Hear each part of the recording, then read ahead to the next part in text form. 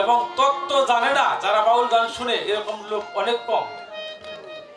কিছু কিছু কথা আছে বাজার এখন ইউটিউবে যায় নাই। আপনারা কি সেই ইউটিউবের কথাগুলো শুনবেন, নাকি এখন পর্যন্ত শুনেন নাই অনেকেই সেইগুলো শুনবেন? সেগুলো শুনবেন। গুরুত্বপূর্ণ বিষয় হলো বাজান যে অনেক কিছুই কিন্তু সব কিছু হাজার হাজার লক্ষ লক্ষ তথ্য মহাসমুদ্র হয়ে যাব। আজকে আমরা নতুন কিছু জানার চেষ্টা করব। দয়াল একটি গান গিয়েছেন, অমূল্য ধন পেতে হলে গুরুর দরবারে যেতে হবে, তাই না? আমি সেখান থেকে একটি গান রাখবো। আগে আমার একটি প্রশ্নবোধক গান আমি করে নেই এবং আপনারা সকলেই সেগুলা শোনার চেষ্টা করবেন এবং বোঝার চেষ্টা করবেন। ধন্যবাদ সবাইকে।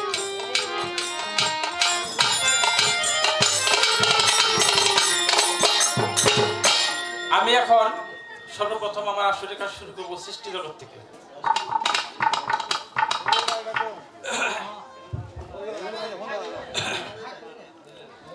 আদমার হাওয়া মানবের বাবা,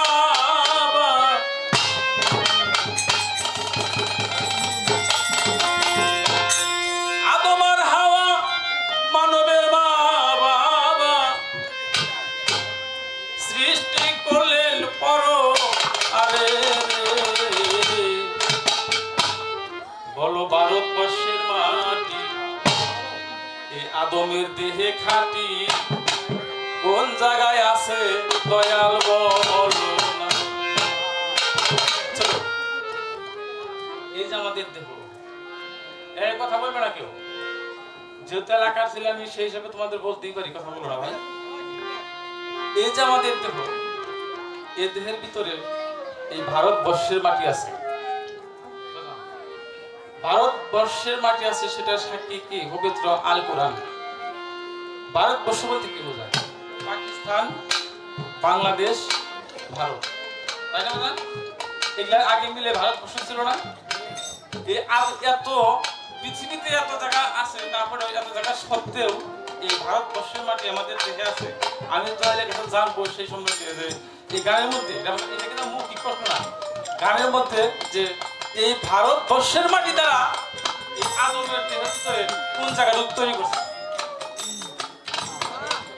সেটা হতে পারে বাংলাদেশের মাটি, হতে পারে পাকিস্তান, হতে পারে কি ভারত। আদমার হাওয়া মানবের বাবা,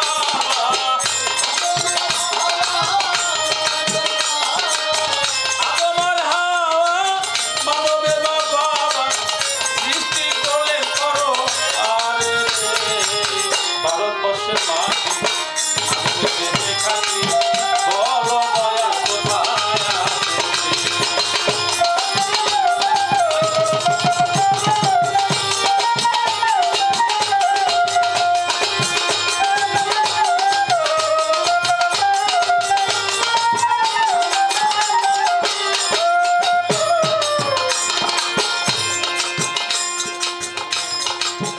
আদমের মস্তক আর মুখমণ্ডল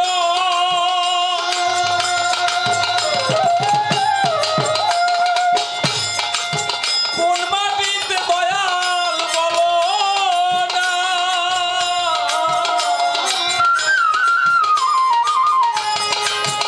আদমের মুখমণ্ডল আর হয় মস্তক কোন মাটিতে দয়াল বলো না।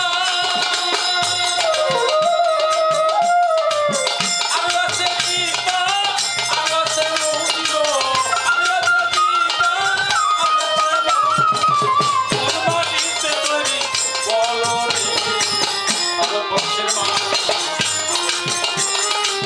বলো কোথায় দয়াল আছে।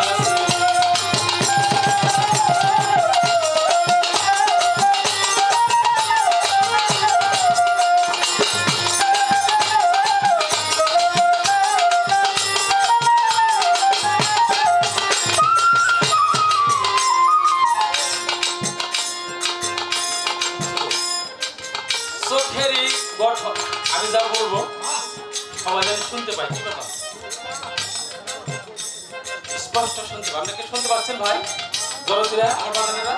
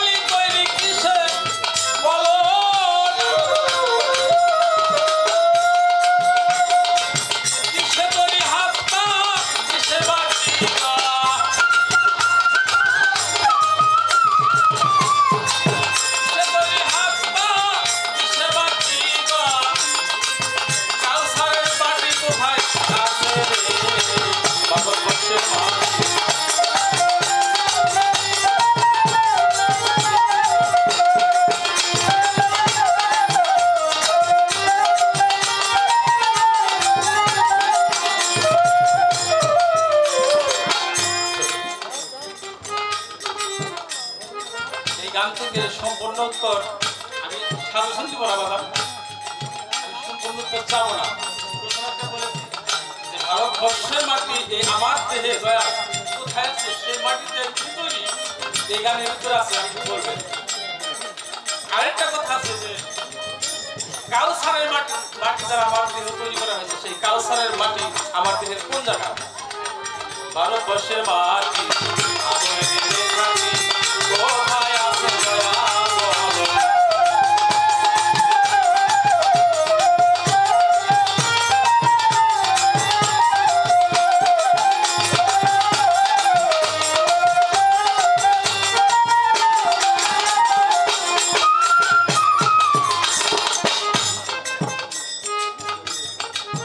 আদম যখন সৃষ্টি করলো, সৃষ্টি করার পর একদিন আদমকে সৃষ্টি যখন করিল, তার ভিতরে আর রূহ যায় না, একে একে তিনবার করে সেই দুইবার করে দেওয়া হলো, রূহ সেখান থেকে ফিরে আসে। কারণ কি? রূহকে বলল, আল্লাহ বলল তুমি কেন সেখানে থাকো না? রূহ বলল ওই ভিতরে গেলে শুধু দেখি অন্ধকার আর অন্ধকার। তাই না বাবা? কয়বারে গেছে? তিনবারে রূহ কিন্তু প্রতিষ্ঠিত হয়েছে না। তৃতীয়বার রূহ যখন আল্লাহ তাআলা আদমের ভিতরে প্রবেশ করাইলো, তখন আদম একটা হাসি দিয়েছিল। কি কি বাবা ঠিক? আদম কি দিয়েছিল? হাসি দিয়েছিল। সত্য? এখানে কবি বলেছে আদম যখন বানাইলো, হাসি তখন দিয়েছিল, হাসিতে কি হয় বলো না।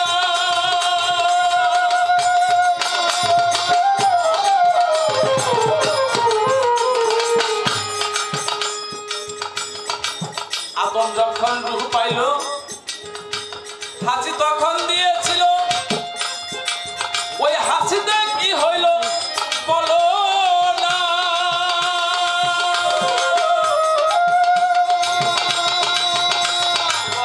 হাসি নিয়া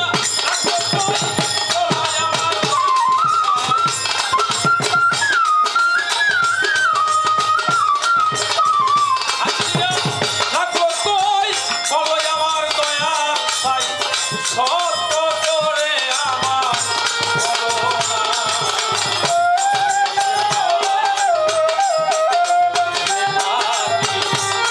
কোন জায়গায় আছে দয়া বলো না। ভারতবর্ষের মাটি আসলে হাতি কোথায় আছে দয়াল বলো না।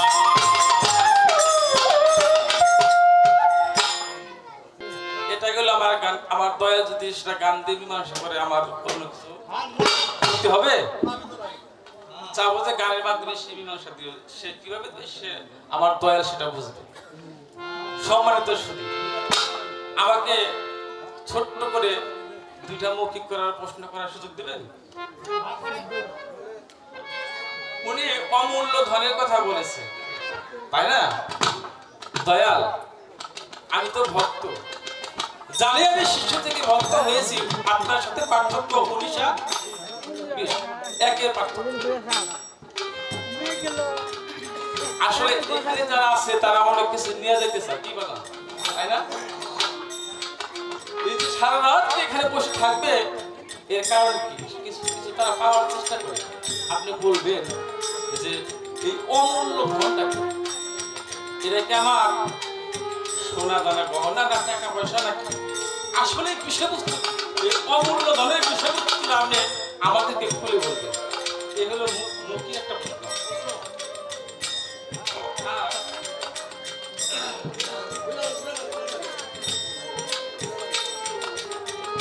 আর দ্বিতীয় একটি প্রশ্ন হচ্ছে আপনাদের গুরু কি বলেন?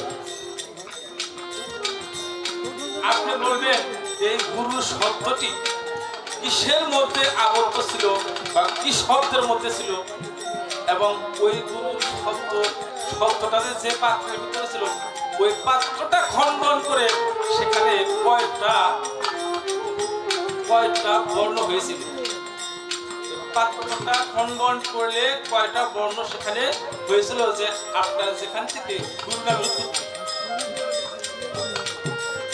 প্রশ্নটা কি বুঝতে পারছেন? আমার দয়াল অবশ্যই বুঝতে পারছেন, আপনারা কি বুঝতে পারছেন? যা হোক, এখন দয়াল আমার রাস্তায় হারার চেষ্টা করবেন, আবার দয়াল যখন উঠবে তখন আমি তার পিছিয়ে পিছিয়ে যাওয়ার চেষ্টা করবো, কি ঠিক না?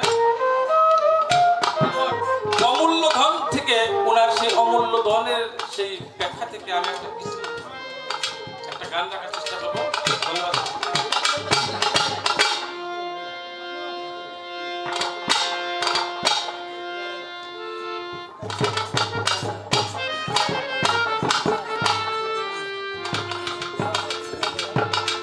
আমি সারা জনম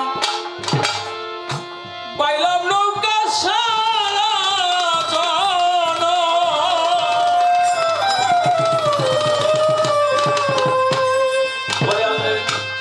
জনম পাইলাম নৌকা, ওই নদীর ছিলাম মন আমার দেহ নদী, নদী আর হবে আমার দেহ নদী।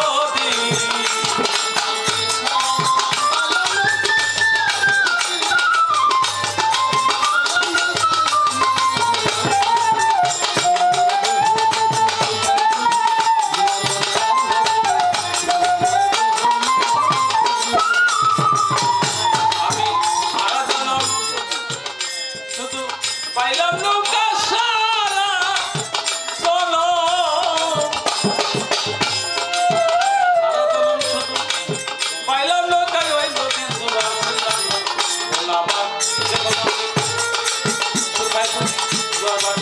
হবে না আমার দেহ নদী।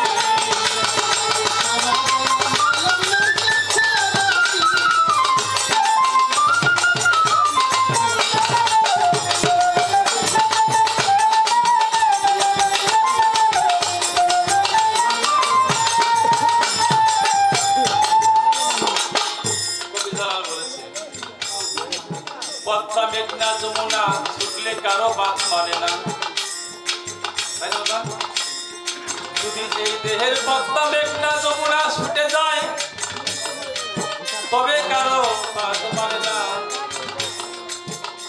দয়ার এখানে একটা পয়েন্ট রাখবো আমি, পয়েন্টটা হলো দেহের ভিতরে পদ্মা মেঘনা যমুনা যদি বাদল ছুটে যায়, সেখানে যদি বীজ বপন করে, কি বাদল সেই স্রোতের মধ্যে যদি বীজ বপন করে, তাহলে তার অবস্থাটা কেমন হবে? যখন ছুটে পদ্মা মেঘনা যমুনা, সেখানে পূর্ণি পাকের মতো বহে বসে তার ওই পাকে যদি পড়ে যায় দয়াল, উপায় হবে কি? আমায় তুমি বুঝাবে দয়াল, আমি জানতে চাই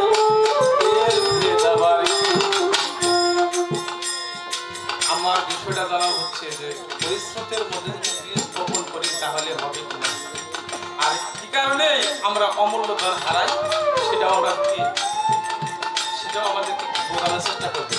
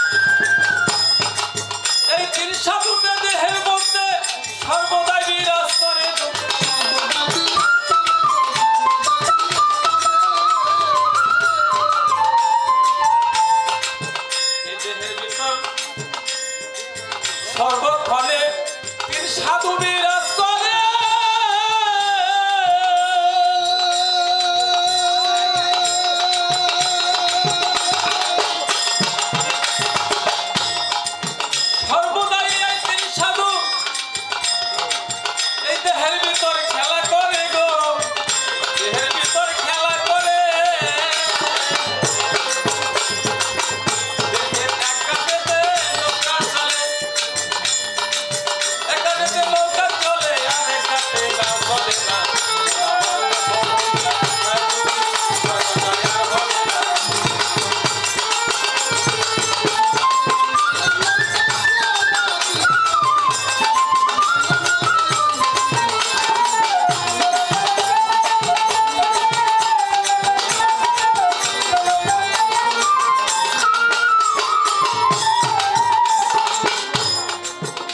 আবার এই দেহের ভিতর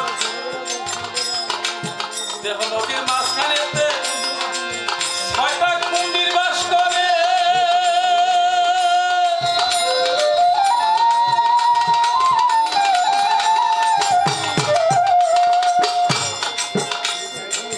এই দেহের মধ্যে আরো 6টা কুম্ভীর আছে, যারা দেহের মধ্যে সর্বদাই বিরাজ করে।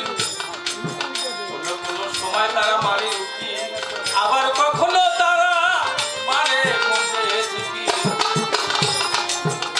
এমন এক কুম্ভীর আছে, সেই কুম্ভীর যদি জাগ্রত হয়, সেই কুম্ভীর ভাই কবি বলেছেন, যেখান থেকে আমার মুক্তি সেখানে আমার ক্ষয়। দেহ নদীর মাঝখানে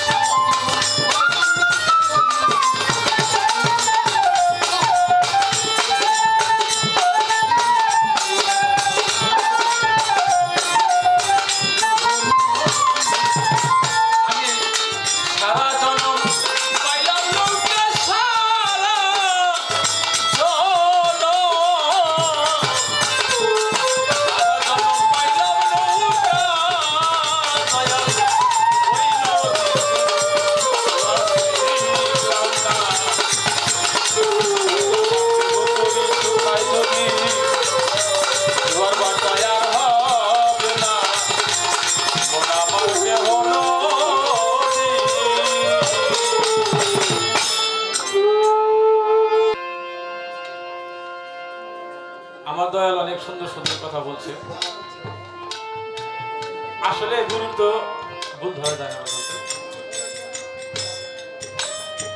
গুরু ভুল ধরা যায় না।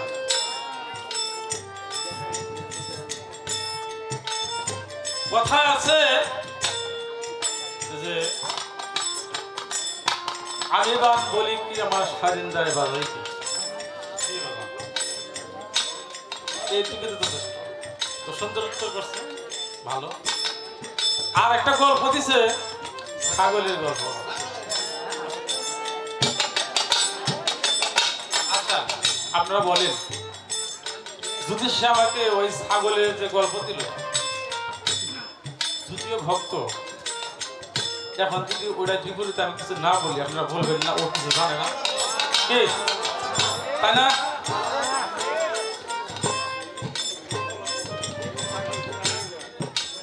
আচ্ছা বাবা বলবো। তারপরে বলার প্রেক্ষাপটে যদি আমার গুরু এসে উঠে আবার তেমন কিছু বলে, সে বলুক, তার অধিকার আছে বলার।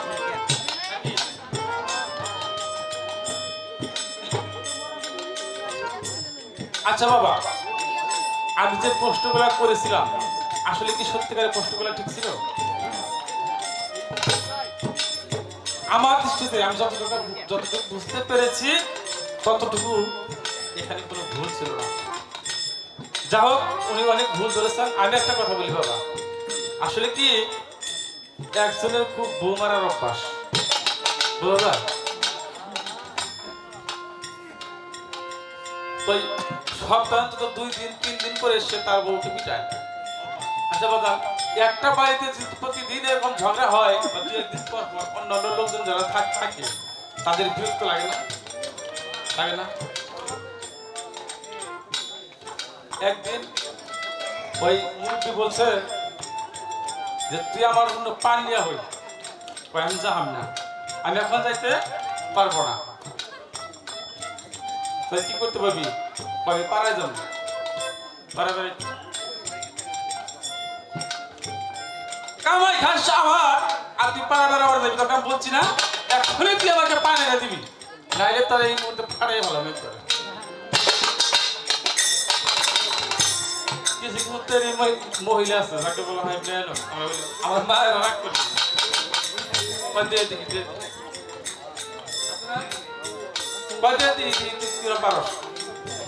দাঁত কালাই গেছে, মাইরে ঝুঁকে দিতে, মাইরা দিলে আমি যদি তোর আমার বাড়ির আঙিনে দিবি, তোর ঠ্যাং ব্যাঙ্গান একবার লুলে হয়ে গেলে সাবধান, তুই আমার বাড়ির আঙিনে আসবি না। এই বলে আসলে মুঠি ধরে পার করে দিচ্ছে। সারাদিন গেছে, ওই স্বামী আর তার খবর নেই নাই। এখন বাড়ির যারা যা আছে অন্যান্য ভাইয়ের বউ, তারা বলতেছে যে ভাবি চলেন আপনাকে ভাইয়ের কাছে বুঝাইয়া দিয়ে হইয়া। এখন সাহস পায় না, কয় না আবার যদি গেলে আবার তুই মারে, কয় না সমস্যা নাই, আমি তো আমরা তো ছোট ভাইয়ের বউ, বাসুর তো, সে আমাদের কথা শুনতে নিয়ে গেছে। কয় বুঝিস আবার যেন না মারে, আমরা মায়ের খেতে খেতে কিন্তু জান শেষ। কয় ভাবি তো মায়ের খাই যাবে চাপার কারণে, ভাই আপনি এমনি মারে, আমি তো দোষ আছে তো।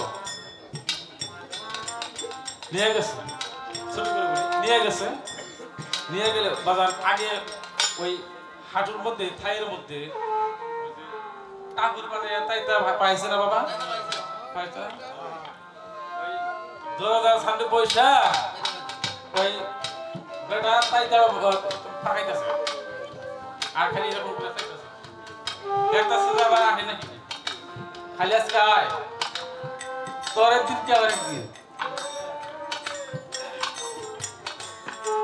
নিয়ে গেছে। বিসমিল্লাহ বলে যাইয়া ছোট ভাইয়ের বউ দরজার সামনে গেছে, আপনারা বেদবি রাগ করবেন, আমার ভুল হলে ক্ষমা করবেন। যাইয়া দেখে যে ওই টাকরে পাকাইতে পাকাইতে নিজের কাপড় পরে গেছে, এক পাল্লা উপরে উঠছে,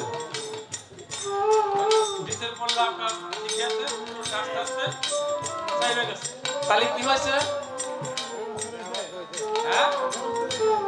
ব্যবস্থা হয়েছে না? এখন ওই ভাইয়ের বউ যাইয়া বলতেছে সামনে যেতে পারে না ভাই যা হয়েছে ভাবি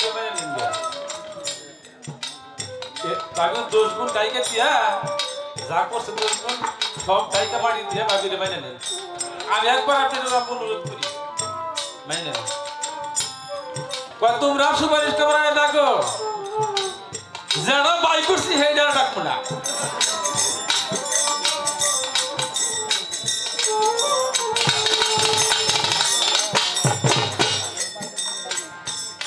যাই মনে করুক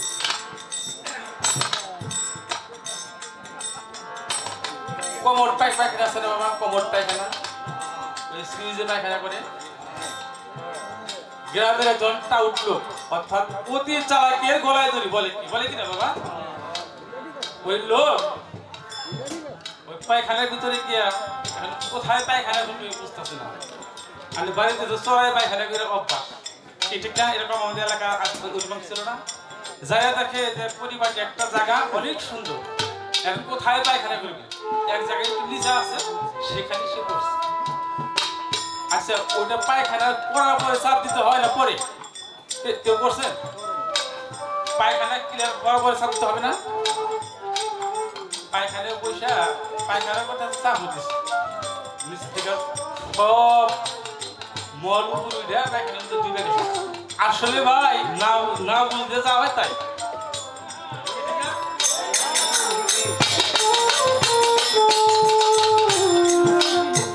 আবার আমার দলে জানি কিছু মনে করে না আমার গুরু জানি কিছু মনে করে না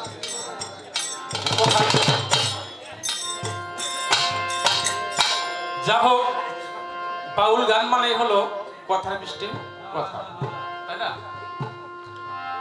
তো আমি যা বললাম এখন আমি আরেকটি গান রাখবো আমার দলের কাছে উনি বলেছেন যে কথাগুলো বা যে গানগুলো উনি আমি রাখছি সেই গানগুলো নাকি সব শিষ্যবোধের it is very bad answer সম্পূর্ণ আমার কাছে কথাটা খারাপ লাগছে যে উনি এই বিষয়টা বুঝতে পারেন না আমি যদি জিজ্ঞেস করতাম দয়াল বায়াত কত প্রকার পীর ধরলে কি হয় পীর ধরা জায়েজ না জায়েজ পীর ধরা কোনে আছে এগুলা হলো মূলত শিষ্যবোধের কথা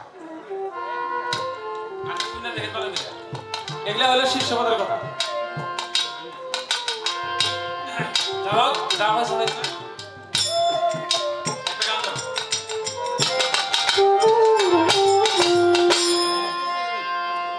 একটু সাইডে বসেন ভাইরা যারা দাঁড়িয়ে আছেন তারা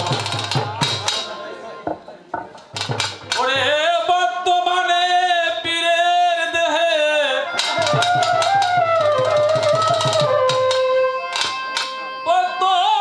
বর্তমানে পীরের দেহে আমার এই পৃথিবীতে যত নবী রাসূলের আগমন ঘটেছে নবী রাসূলের একটা করে নবুয়ত ছিল কি বাজার প্রত্যেকের নবুয়ত ছিল না কারো লাঠি কারো আংটি আবার কারো কি আধ্যাত্মিক ক্ষমতা এই পৃথিবীতে আমার আখিরের নবী তার নবুয়ত ছিল তার পৃষ্ঠে কি বাজার আমার নবীর নবুয়ত ছিল পৃষ্ঠে যেখানে আকাশ চুমা দিয়ে মিথ্যা কথা বলে তার 14 গোষ্ঠীকে সে বেহেশতবাসী করে নাই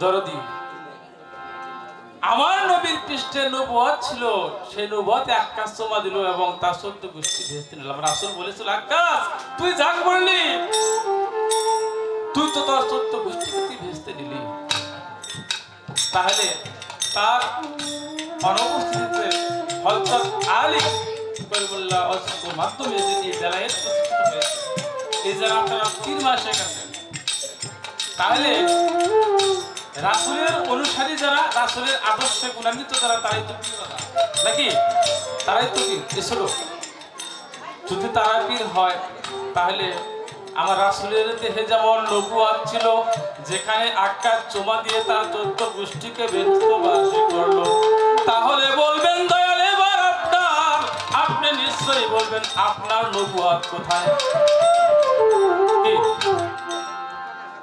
আজকে আমরা এখানে যত ভক্তরা এসেছি, যত আশেক আশিকান এসেছি, আপনার নবুয়তের চুমা দিয়ে আমাদের সারা জীবনের গুনাহ আমরা মাফ করতে চাই।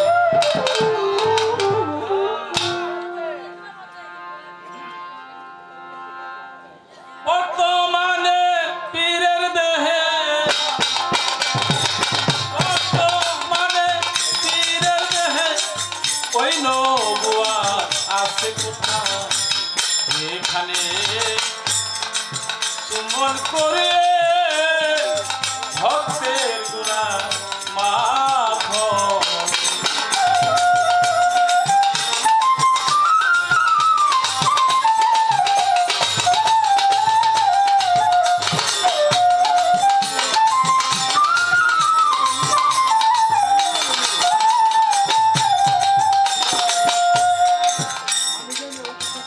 ছোট বাজাবেন, আমি যখন গান বলবো সবাই যেন শুনতে পারি। আমার নবীর নবুয়ত এই পৃষ্ঠে ছিল,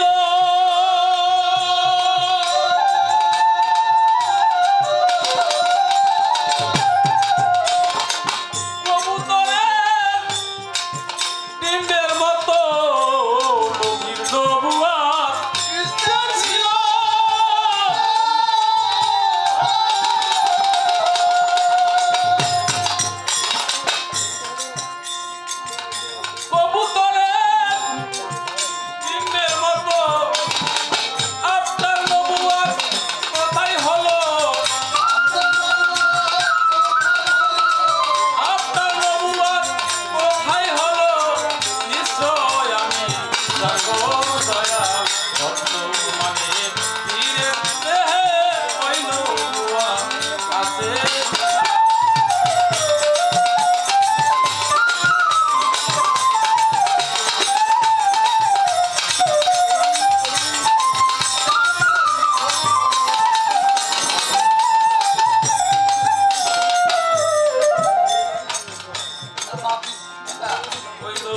এখন আছে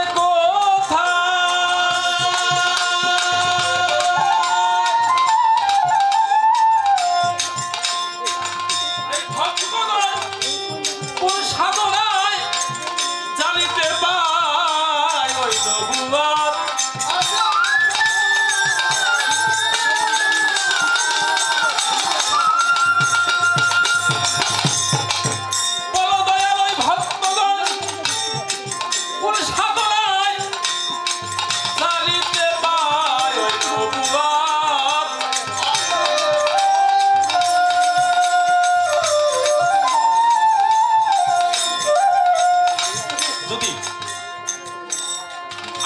আমি দয়াল আপনাকে চিনলে, আমি যদি আমার রাসূলকে চিনতে পাই, আপনার রাসূলের সেই আদর্শ যদি আপনার ভিতরে থাকে, তাহলে আজকে আপনি নবুয়ত কোথায় আছে দেখাবেন আমাকে। আমি ভক্ত যত গুনাহই করি না কেন, ওই নবুয়ত চুম্বন করলে আমার সারা জীবনের গুনাহ মাফ হবে। কি বলেন, আছে না? ওই নবুয়ত আছে কোথায়?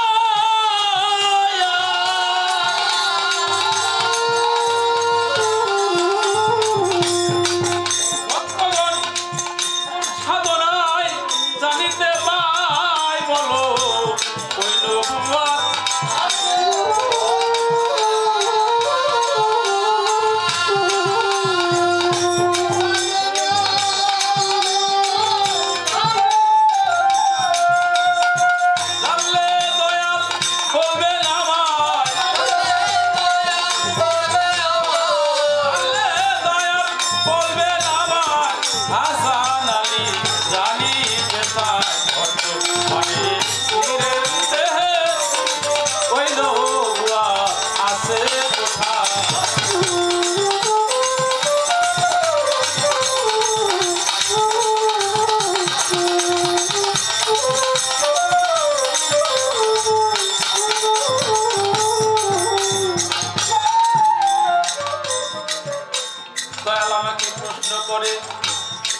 আসরে ভুলি নাই আমি বলি সবার তরে।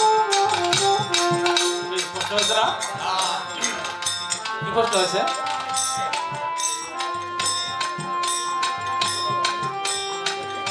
আমায় প্রশ্ন করে বলবে তুমি মোরে ভক্তের দেহে কোথায় কোথায় লেখা আছে ভক্ত আছে অক্ষরে।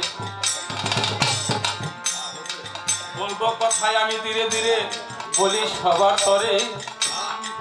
মনোযোগ সহকারে আপনারা বসে থাকবেন এই আসরে। এটা একটি মহতের অনুষ্ঠান, যারা মহৎ এখানে সারা রাত্রি তারা করবে অবস্থান।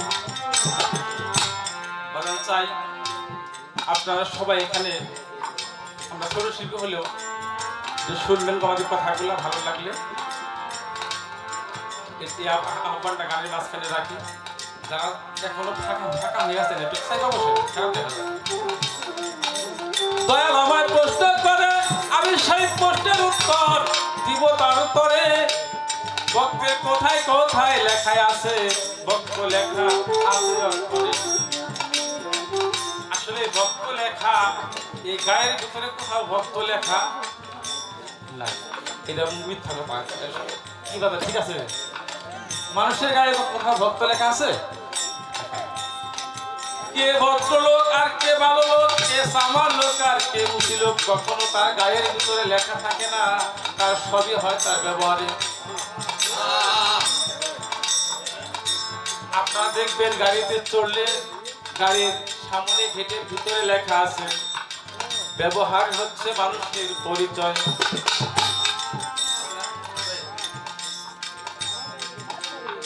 আমি বলি দয়াল আপনার তরে এই ৬টা বিষয় আছে এই ভক্তকে চিনিবার গুরু।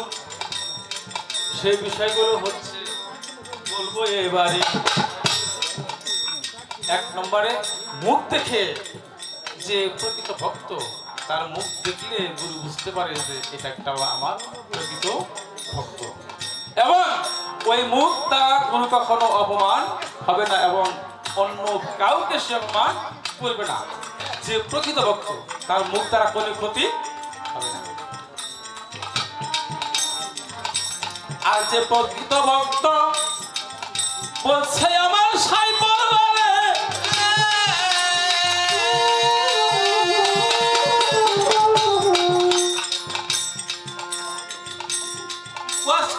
ছিল আমার নবীর, ছিল আশিকান আশিক ভক্ত, যার লাগিয়া সঙ্গীত করত তার দন্ত।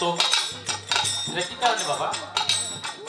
এই হৃদয়ের ভিতরে তার ছিল একটা এলমেল আগুনি জাগ্রত হওয়া। যার ভিতরে হৃদয়ের ভিতরে এলমেল আগুনি জাগ্রত হয় সেই তো প্রকৃত ভক্ত হয়। আর থাকি কপালে এই হৃদয়ের ভিতরে কিছু কিছু ভালো চেহারার লোক আছে, দেখলে মানুষ কয় ও আর চেহারা ভালো হইলে কি হবে, দেখলে টাউটের মতো মনে হয়। এই ঠিক না বাবা? আর কিছু কিছু কালা কৃষ্ণ বর্ণের লোক আছে, তার চেহারা দেখলেও হৃদয়ের ভিতরে মায়া লাগে। বোঝা যায় সে সত্য এবং ন্যায় নিষ্ঠা একজন মানুষ, তার ভিতরেই আছে মানুষের প্রকৃত হুঁশ।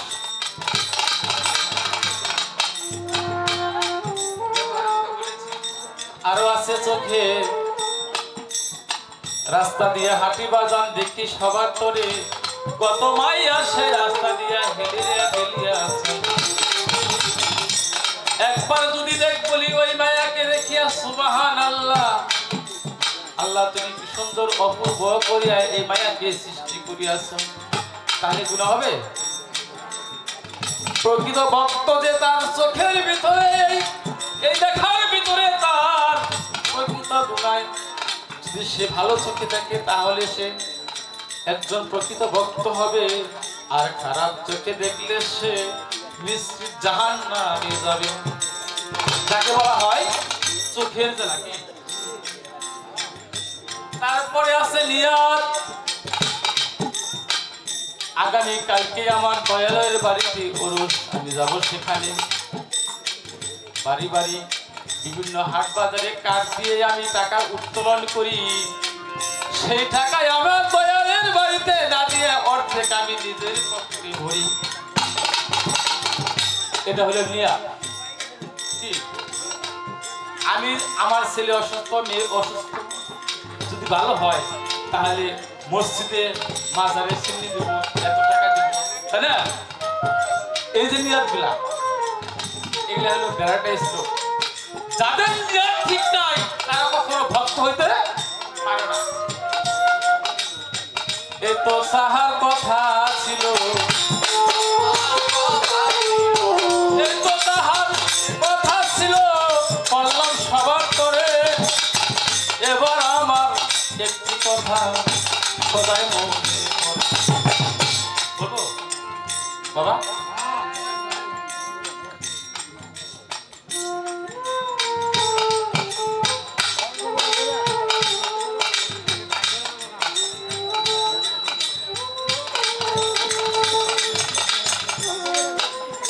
একটাই আমি বলবো কথা ধীরে ধীরে রে, আমার একটা কথাই মনে পড়ে রে, বলবো কথা ধীরে ধীরে।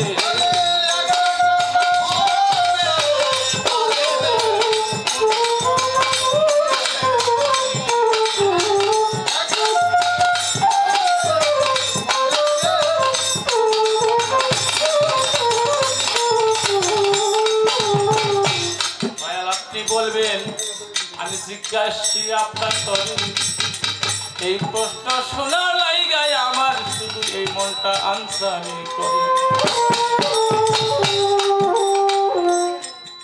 বলবেন আমাদের এই বাংলাদেশের ভিতরে এক ব্যক্তি মারা গেল, মারা যাবার আগে তার এলাকার বাসীকে বলে গেল, আমি যদি মারা যাই তাহলে আমাকে আমার গুরুর বাড়ির থেকে মাথা দিয়ে আমাকে তোমরা কবর দিও, দাফন করিও। সাধারণত আমাদের মুসলমান মারা গেলে কি করি ভাই? উত্তর দক্ষিণ না, কিন্তু তার গুরুর বাড়ি পশ্চিম দিকে।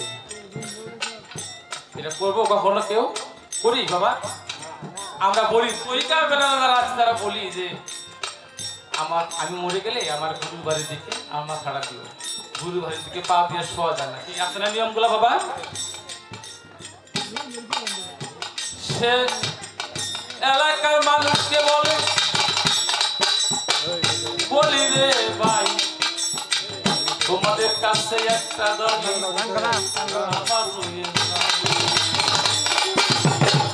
আমি মইলে কবর দিও, আমার মাথা যেন থাকে গুরুর বাড়ির দিকে। এই আহ্বান করি বাবা, করি তোমাদের। হঠাৎ একদিন মারা গেল, কি কাজ করিল? কিছু কিছু লোক বলে মরে গেছে, সে বললেই হইলো, বললেই হইলো যে তাকে আমরা পশ্চিম দিকে তার মাথাকে আগুন করবো, হলো? কি বলে সম্ভব? তোমরা আছো, তোমরা তোমাদের কথায় কাজ হবে না। আমি গ্রামের মাতব্বর মুন্সি মোল্লা, আমরা যা বলবো তোমাকে তাই করতে হবে, না হলে তোমাদের এই লাশ দাফন হবে।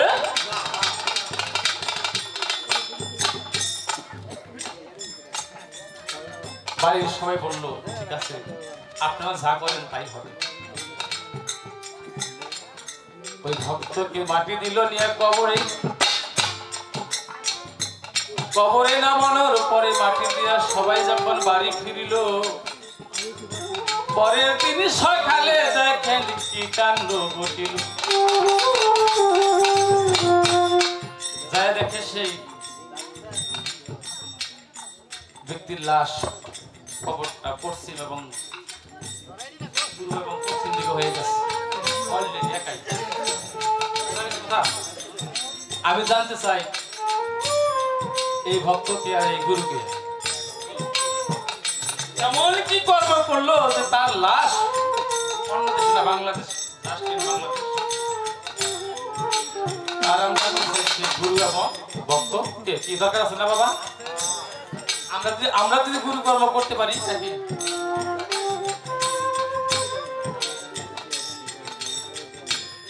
একদিন আমার দয়াল নবী অন্তিম সত্তায়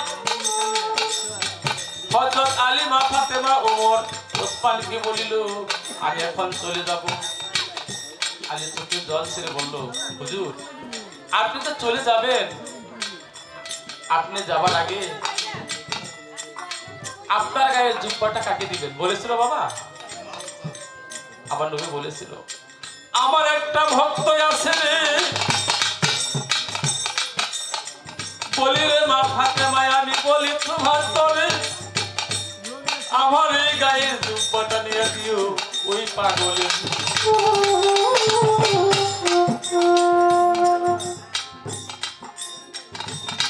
আলী বলল, কে পাবে আপনার জুব্বা? ওমর বলল, কে পাবে? আমার নবী বলিল, ওই করণনগরে আমার একটা ভক্ত আছে যার নাম ওয়াজাল করণী, সে তো আমার জুব্বা পাবে, আমি তাকে তোমরা এই জুব্বা নিয়ে দিবানি। আমার রাসূল ওয়াফাতের পর জুব্বা নিয়ে চলে গেলেন ওমর এবং আলী। করণনগরে গিয়ে কিছু লোকের সমাগম, জিজ্ঞেস করলো, এইখানে কোনো পাগল আছে কিনা যার নাম ওয়াজ করিয়াল? এক ব্যক্তি বলল, এরকম কোনো পাগল এখানে নাই, নাম কিন্তু একটা পাগল আছে ওই জঙ্গলের ভিতরে, সে সর্বদাই জিকির করে, তার জিকিরে এই বনের পশু পাখি কেউ আহার করে না। হযরত আলী আর ওমর ওই জুব্বালিয়া যখন ওমরের ওয়াজ করে বলে গেল, যাই বলল, সালাম পিছন থেকে ওয়াজ করে বলছে, ওয়ালাইকুম সালাম, আপনারা কে? ওমর বলছে, আমি ওমর। আপনারা কেন আসছেন? আপনার বন্ধু আমার দিনের নবী আপনার জন্য উপহার পাঠিয়েছে জুব্বা। ওই জুব্বাটা দেখিয়া ওয়াজ করনি কি কাজ করিল, দুই নয়নের জল তার ধরিতে লাগিল, বুঝি আমার বন্ধু গেছে মারা।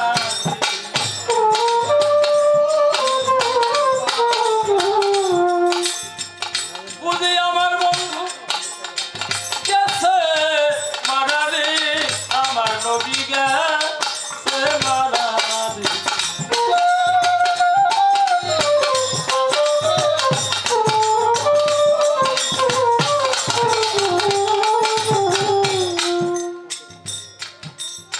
প্রশ্ন করলো, ওমর আমার বন্ধুর খবর কি? আপনার বন্ধু আপনার জন্য ঘর পাঠিয়েছে। আমার বন্ধু যদি ঘর পাঠিয়ে থাকে তাহলে তার গায়ে জুব্বা কেন? চিন্তা করলো, যদি বলি যে নবী এই গৃহধাম থেকে ওপারে চলে গেছে, তখন এই পাগল শুধু কাঁদতেই থাকবে, না জানি কি কাণ্ড করে বসে। যার জন্য যার ভালো বাসা,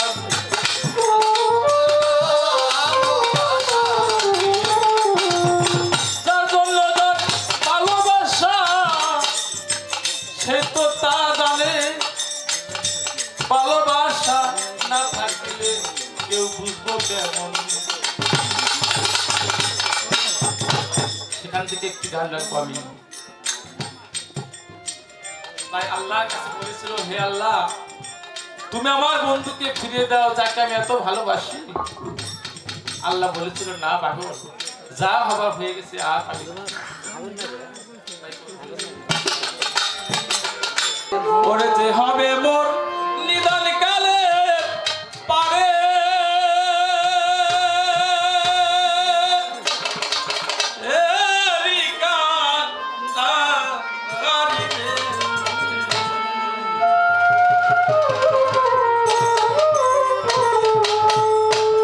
আমি কাশেম নামের তো তোহরিরে সারিবু সিদিনা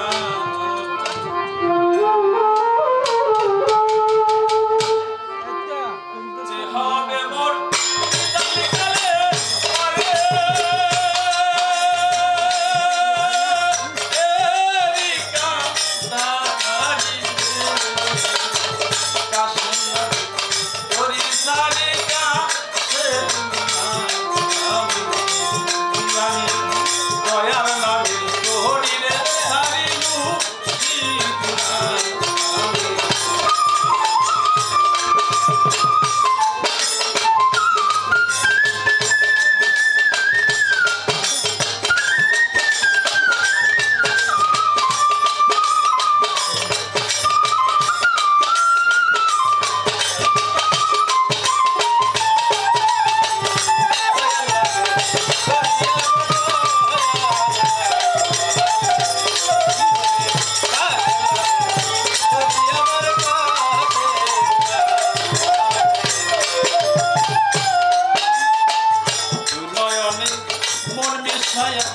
বান্ধি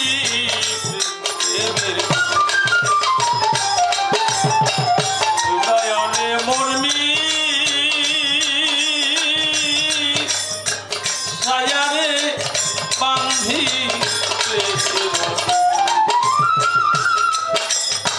যে রূপ আমার আল্লাহ রাসূল সে রূপ মোর কাছে মোরে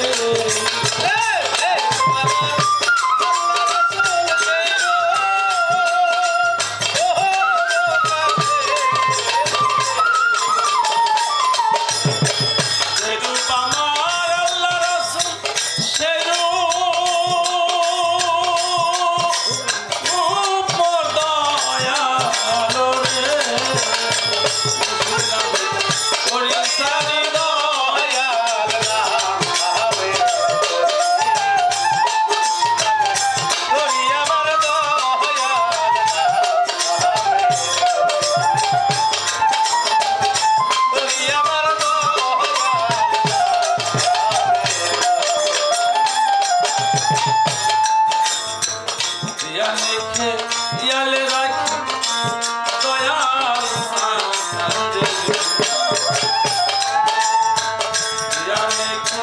ইয়ালে রাখি রে মুর্শিদ আমি কহিল নদীর বালুরায়া জানে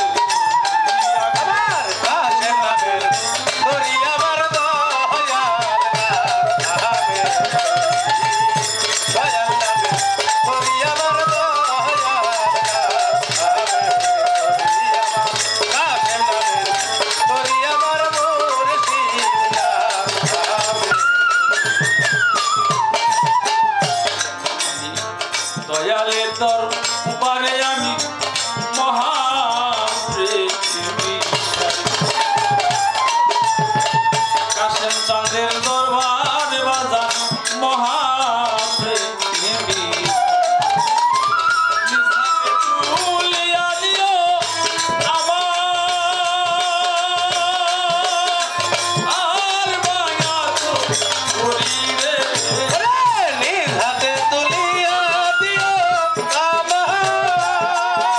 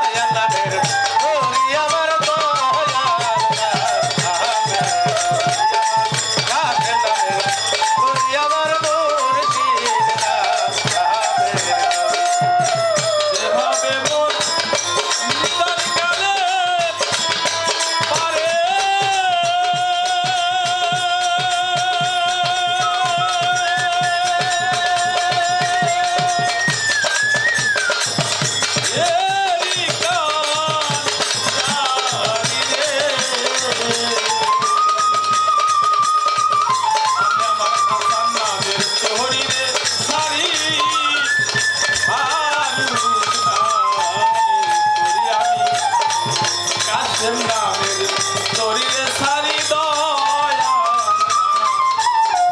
আমি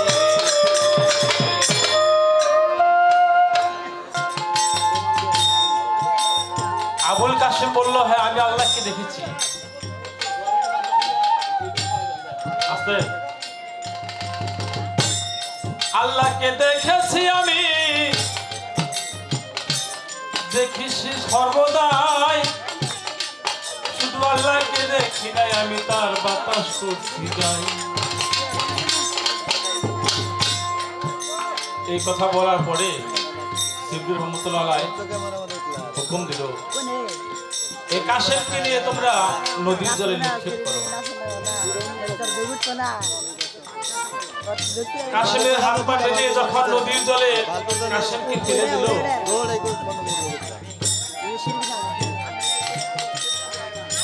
কাশেম তখন পানিতে ভাসতে শুরু করলো কাশেম আর পানির নিচে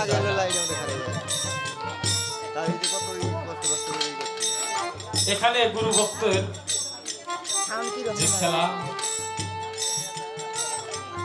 গুরু জানে ভক্তের জ্বালা গুরু জানে ভক্তের জ্বালা জ্বালা জ্বালায় তোর জ্বালা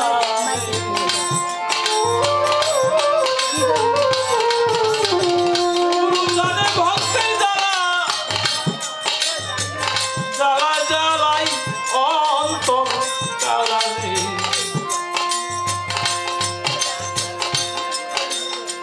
গুরু প্রেমে মজেছে যারা বন্দরে দরায় আমার দয়াল বলেছে তার বাড়া ডুবে না বলি সর্বদান এই পৃথিবীতে এসে জন্ম নিয়ে কি করেছি আমরা যাওয়ার সময় হলো সময় শেষ এই বেলাকে পারের এই বেলাকে আমরা হেলায় খেলায় শেষ করে দিয়েছি এখন সময় শেষ করে সামনে হাতে তাই করে বলেছেন আমি আর যাব না সুখ সাগরে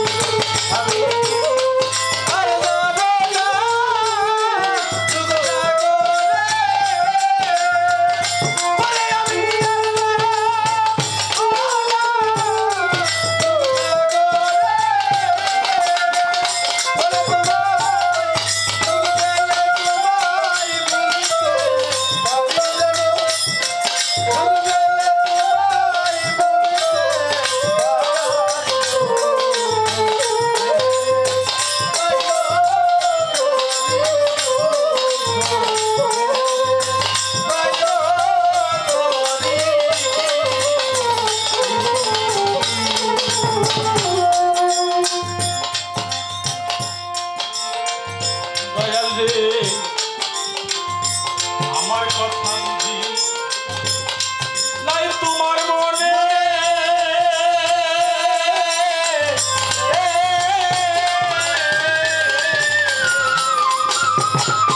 তুমি পাঠাইলা কেন এই সংসার কাননে বাজলো না বাসি আমার মনে বাজলো না বাসি আমার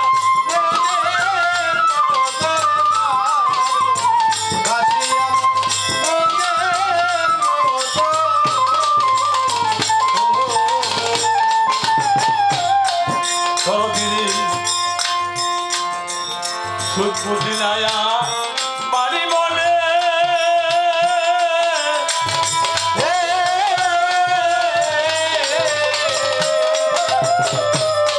তবে পাঠাই রাখে এই সংসার কারণে বাজলো না বাসি আমার মনে বলে রে বাজলো না বাসি আমার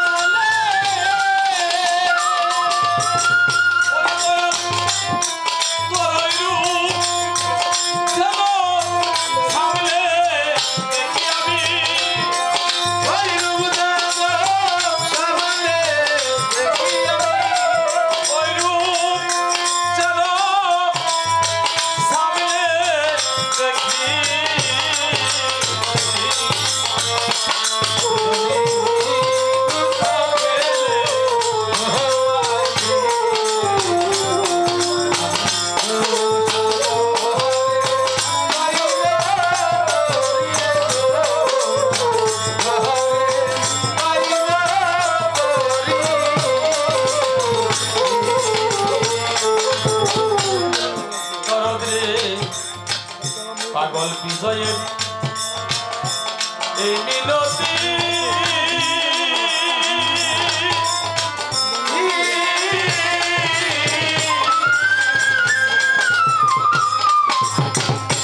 ওরে পাগল বিজয়ের এই মিনতি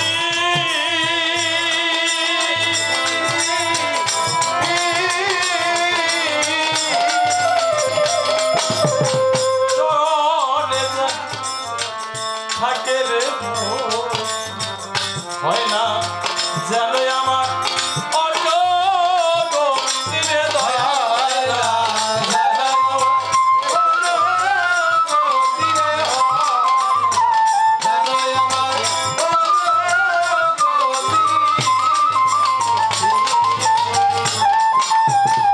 পাগল বিজয়েরই এই মিনতি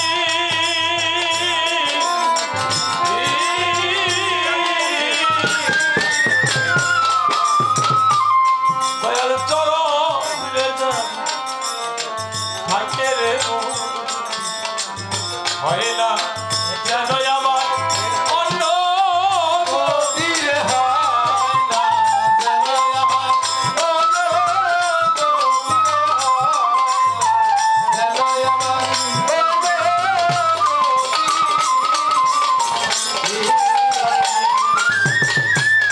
আমার নিদান কালে সঙ্গে থাইকো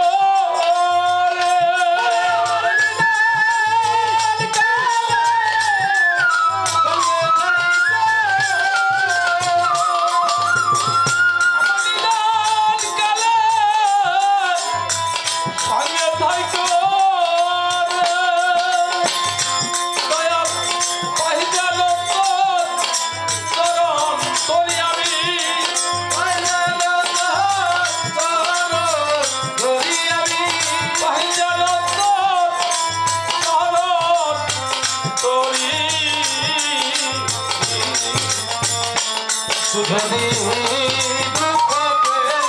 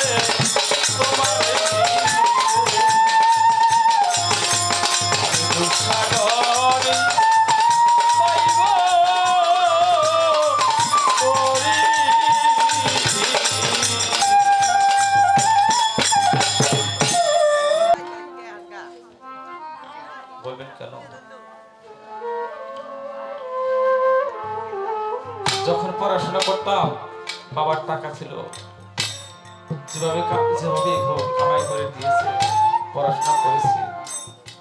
আমার বাবা মাঝে মাঝে বলতো, বাবা তোকে পড়াশোনা করাই, টাকা দে, কিন্তু বাবা তোর কামাই আমি খাইতে পারবো না।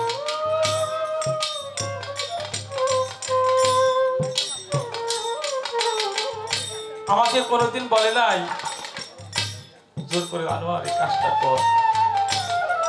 একদিন সকালে ঘুম থেকে উঠে বাবা বলছে, আনোয়ার ওই ধানের জ্বালা ফেল, ওই খেতে মই দিয়ে জ্বালা ফেল, আমি স্কুলে যাবো। হঠাৎ করে বলতেছে, আনোয়ার বাবা তোর কাজ তুই বুঝে দি, আমি আর বাবার কাজ করবো না। আমি যা দেখেছি আমার বাবা আর কাজে মন বসে না, আমি আর পারবো না।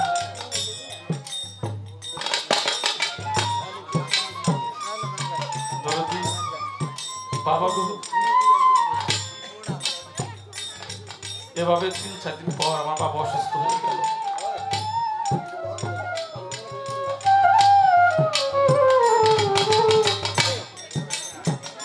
হাসপাতালে নিয়ে গেলাম, বাবা বললো আমাকে হাসপাতালে নিয়ে এসে।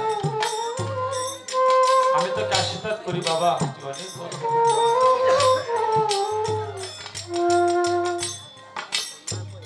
হাসপাতালে গেলে ডাক্তার বললো ওনাকে কোনো শক্ত খাবার দিবেন না।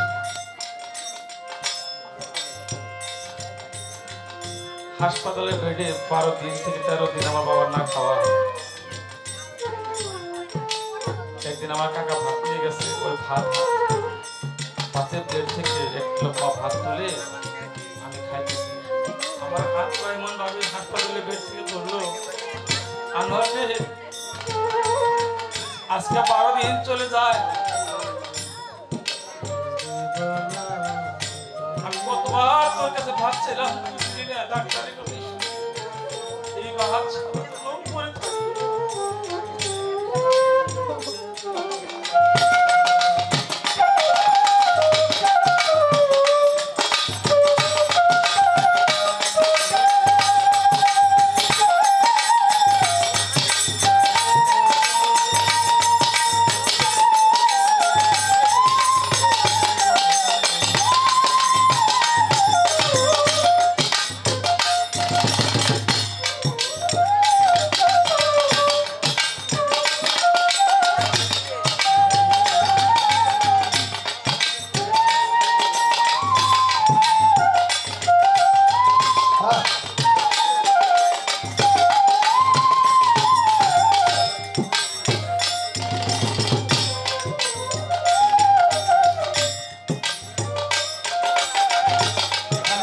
পরে বাবা আছে, অনেকেরই মা আছে, তারা চলে গেছে, বাবা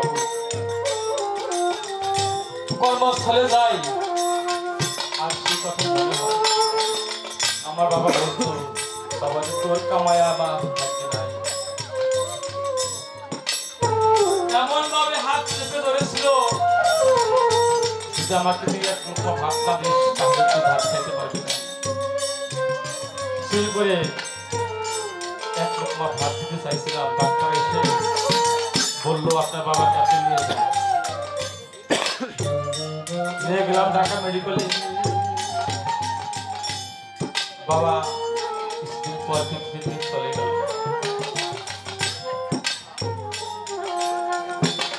এই পৃথিবী থেকে আমার বাবা চলে যাওয়ার পর দাদা মিয়া আমার জোরের ভাই হঠাৎ একদিন ফোন আসলো হাতিয়া স্টেশন থেকে, আপনার ভাই গাড়ি অ্যাক্সিডেন্টে মারা গেছে। সেই ছোট ছোট 3টা বাচ্চা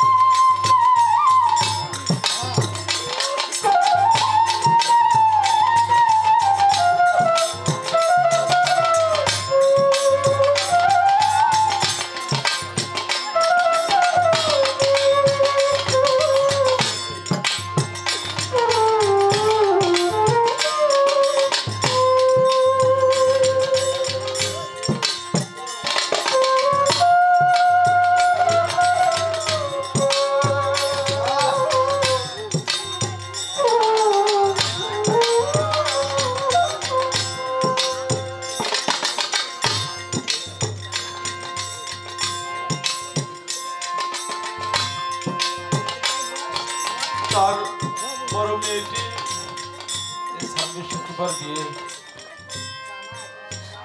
আমার ছোট পাতিরা বলতো সবার বাবা আছে,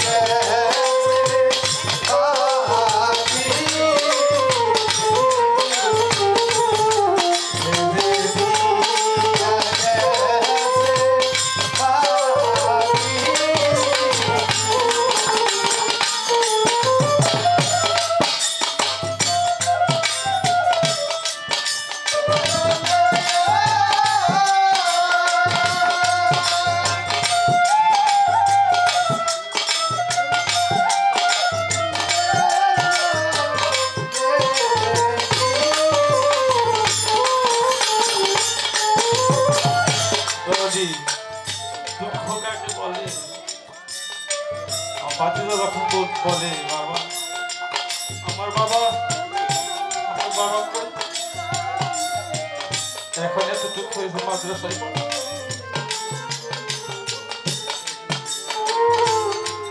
আমার ওই ভাই ঢাকা যাইতাম, যা সে যাইতাম রাত্রি 12টায়। আমরা দুইটা ভাই দুই পক্ষে ছিলাম, কেউ বলতে পারতো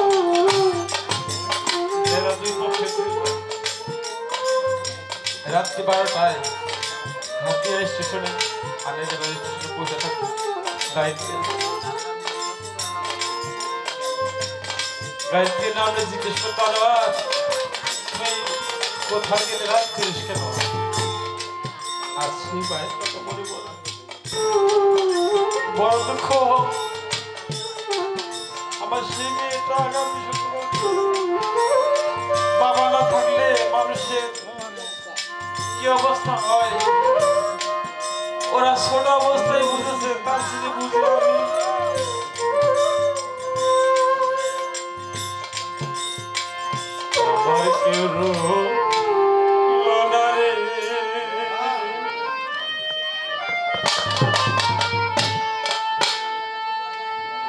এই দুঃখিনীর দরদি আর কেউ রইল না।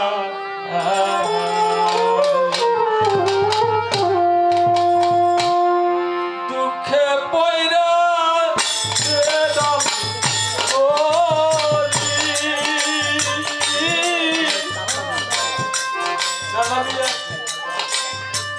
সেটা আমি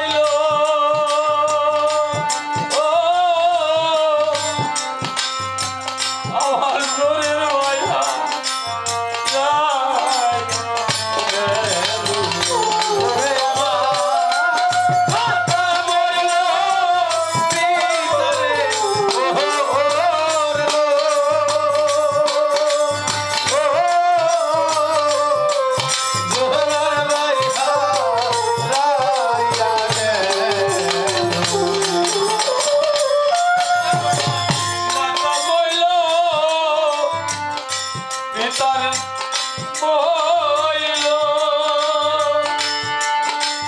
ও তোরে মায়া যায় আমি বড় একা রে কাঁদতে কাঁদতে জনম গেল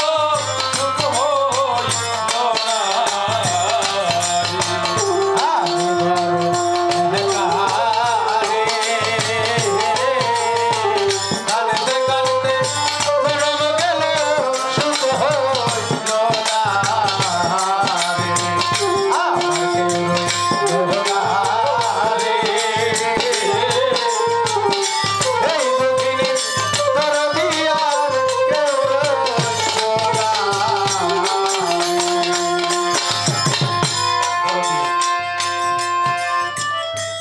মাঝে মাঝে ভাবি এই দুনিয়ায় কিছুই না, তাই না?